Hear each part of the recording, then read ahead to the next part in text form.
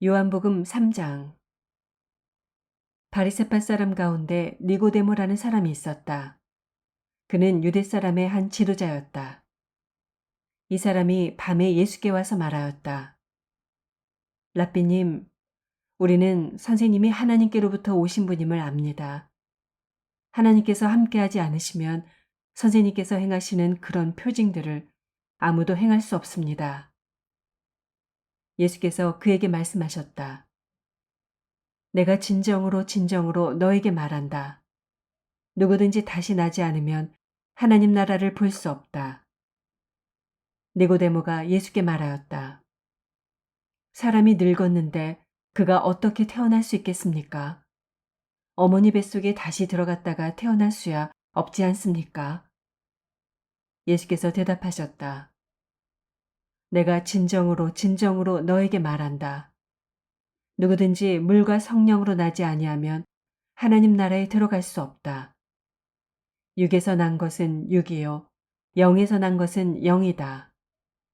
너희가 다시 태어나야 한다고 내가 말한 것을 너는 이상히 여기지 말아라. 바람은 불고 싶은 대로 분다. 너는 그 소리는 듣지만 어디에서 와서 어디로 가는지는 모른다. 성령으로 태어난 사람은 다 이와 같다. 니고데모가 예수께 물었다. 어떻게 이런 일이 있을 수 있습니까? 예수께서 대답하셨다. 너는 이스라엘의 선생이면서 이런 것도 알지 못하느냐? 내가 진정으로 진정으로 너에게 말한다. 우리는 우리가 아는 것을 말하고 우리가 본 것을 증언하는데 너희는 우리의 증언을 받아들이지 않는다. 내가 땅의 일을 말하여도 너희가 믿지 않거든. 하물며 하늘의 일을 말하면 어떻게 믿겠느냐? 하늘에서 내려오니 곧 인자밖에는 하늘로 올라간 이가 없다. 모세가 광야에서 뱀을 든 것 같이 인자도 들려야 한다. 그것은 그를 믿는 사람마다 영생을 얻게 하려는 것이다. 하나님께서 세상을 이처럼 사랑하셔서 외아들을 주셨으니 이는 그를 믿는 사람마다 멸망하지 않고 영생을 얻게 하려는 것이다. 하나님께서 아들을 세상에 보내신 것은 세상을 심판하시려는 것이 아니라 아들을 통하여 세상을 구원하시려는 것이다. 아들을 믿는 사람은 심판을 받지 않는다. 그러나 믿지 않는 사람은 이미 심판을 받았다. 그것은 하나님의 독생자의 이름을 믿지 않았기 때문이다. 심판을 받았다고 하는 것은 빛이 세상에 들어왔지만 사람들이 자기들의 행위가 악함으로 빛보다 어두움을 더 좋아하였다는 것을 뜻한다. 악한 일을 저지르는 사람은 누구나 빛을 미워하며 빛으로 나아오지 않는다. 그것은 자기 행위가 드러날까 보아 두려워하기 때문이다. 그러나 진리를 행하는 사람은 빛으로 나아온다. 그것은 자기 행위가 하나님 안에서 이루어졌음을 드러내려는 것이다. 그 뒤에 예수께서 제자들과 함께 유대 지방으로 가셔서 거기서 그들과 함께 지내시면서 세례를 주셨다. 살렘 근처에 있는 에논에는 물이 많아서 요한도 거기서 세례를 주었다. 사람들이 나와서 세례를 받았다. 그때는 요한이 아직 옥에 갇히기 전이었다. 요한의 제자들과 어떤 유대 사람 사이에 정결 예법을 두고 논쟁이 벌어졌다. 요한의 제자들이 요한에게 와서 말하였다. 랍비님 보십시오. 요단강 건너편에서 선생님과 함께 계시던 분, 곧 선생님께서 증언하신 그분이 세례를 주고 있는데 사람들이 모두 그분에게로 모여듭니다. 요한이 대답하였다. 하늘이 주시지 않으면 사람은 아무것도 받을 수 없다. 너희야말로 내가 말한 바 나는 그리스도가 아니고 그분보다 앞서서 보내심을 받은 사람이다 한 말을 증언할 사람들이다. 신부를 차지하는 사람은 신랑이다. 신랑의 친구는 신랑이 오는 소리를 들으려고 서 있다가 신랑의 음성을 들으면 크게 기뻐한다. 나는 이런 기쁨으로 가득 차 있다. 그는 흥하여야 하고 나는 쇠하여야 한다. 위에서 오시는 이는 모든 것 위에 계신다. 땅에서 난 사람은 땅에 속하여서 땅의 것을 말한다. 하늘에서 오시는 이는 모든 것 위에 계시고 자기가 본 것과 들은 것을 증언하신다. 그러나 아무도 그의 증언을 받아들이지 않는다. 그의 증언을 받아들인 사람은 하나님의 참되심을 인정한 것이다. 하나님께서 보내신 이는 하나님의 말씀을 전한다. 그것은 하나님께서 그에게 성령을 아낌없이 주시기 때문이다. 아버지는 아들을 사랑하셔서 모든 것을 아들의 손에 맡기셨다. 아들을 믿는 사람에게는 영생이 있다. 아들에게 순종하지 않는 사람은 생명을 얻지 못하고 도리어 하나님의 진노를 산다. 4장. 요한보다 예수께서 더 많은 사람을 제자로 삼고 세례를 주신다는 소문이 바리새파 사람들의 귀에 들어간 것을 예수께서 아셨다. 사실은 예수께서 직접 세례를 주신 것이 아니라 그 제자들이 준 것이다. 예수께서는 유대를 떠나 다시 갈릴리로 가셨다. 그렇게 하려면 사마리아를 거쳐서 가실 수밖에 없었다. 예수께서 사마리아에 있는 수가라는 마을에 이르셨다. 이 마을은 야곱이 아들 요셉에게 준 땅에서 가까운 곳이며 야곱의 우물이 거기에 있었다. 예수께서 길을 가시다가 피로하셔서 우물가에 앉으셨다. 때는 오정쯤이었다. 한 사마리아 여자가 물을 기르러 나왔다. 예수께서 그 여자에게 마실 물을 좀 달라고 말씀하셨다. 제자들은 먹을 것을 사러 동네에 들어가서 그 자리에 없었다. 사마리아 여자가 예수께 말하였다. 선생님은 유대 사람인데 어떻게 사마리아 여자인 나에게 물을 달라고 하십니까? 유대 사람은 사마리아 사람과 상종하지 않기 때문이다. 예수께서 그 여자에게 대답하셨다. 내가 하나님의 선물을 알고 또 너에게 물을 달라는 사람이 누구인지를 알았더라면 도리어 네가 그에게 청하였을 것이고 그는 너에게 생수를 주었을 것이다. 여자가 말하였다. 선생님, 선생님에게는 두레박도 없고 이 우물은 깊은데 선생님은 어디에서 생수를 구하신다는 말입니까? 선생님이 우리 조상 야곱보다 더 위대하신 분이라는 말입니까? 그는 우리에게 이 우물을 주었고 그와 그 자녀들과 그 가축까지 다 이 우물의 물을 마셨습니다. 예수께서 말씀하셨다. 이 물을 마시는 사람은 다시 목마를 것이다. 그러나 내가 주는 물을 마시는 사람은 영원히 목마르지 아니할 것이다. 내가 주는 물은 그 사람 속에서 영생에 이르게 하는 샘물이 될 것이다. 그 여자가 말하였다.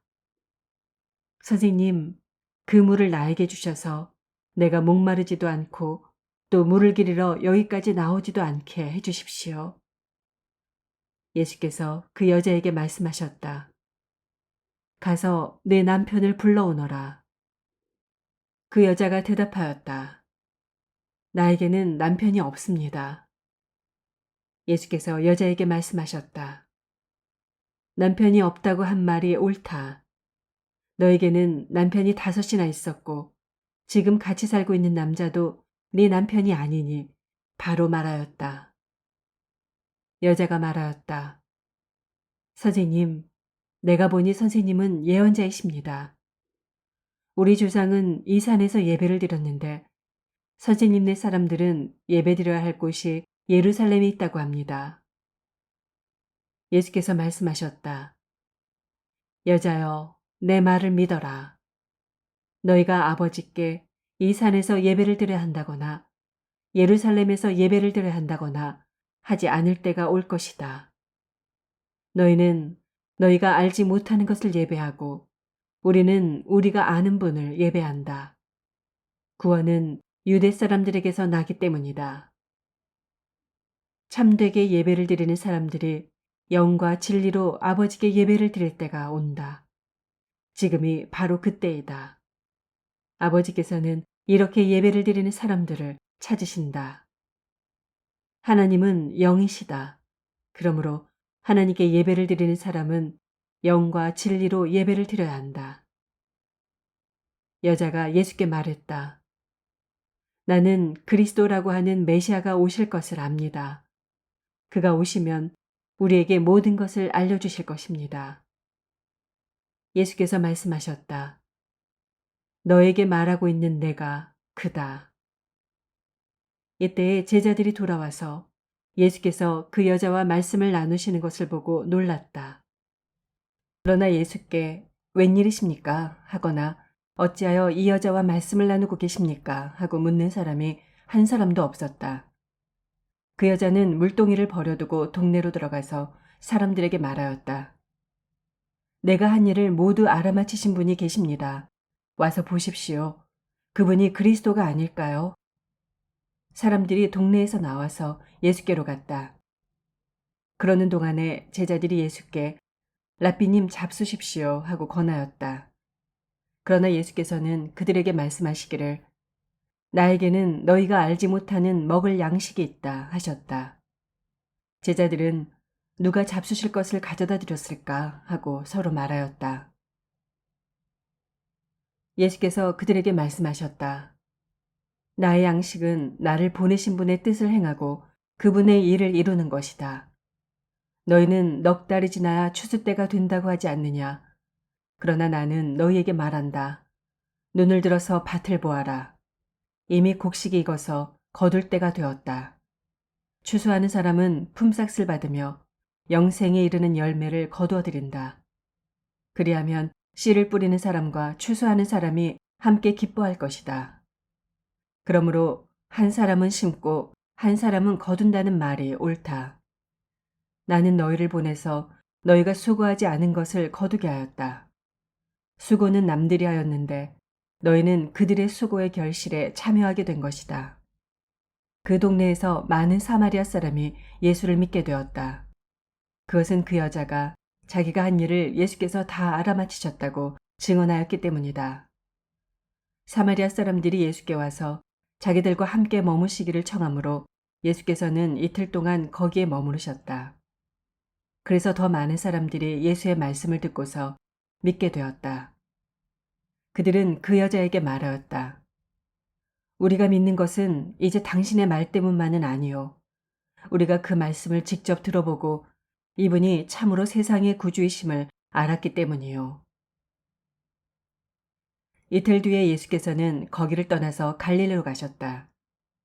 예수께서 친히 밝히시기를 예언자는 자기 고향에서는 존경을 받지 못한다 하셨다.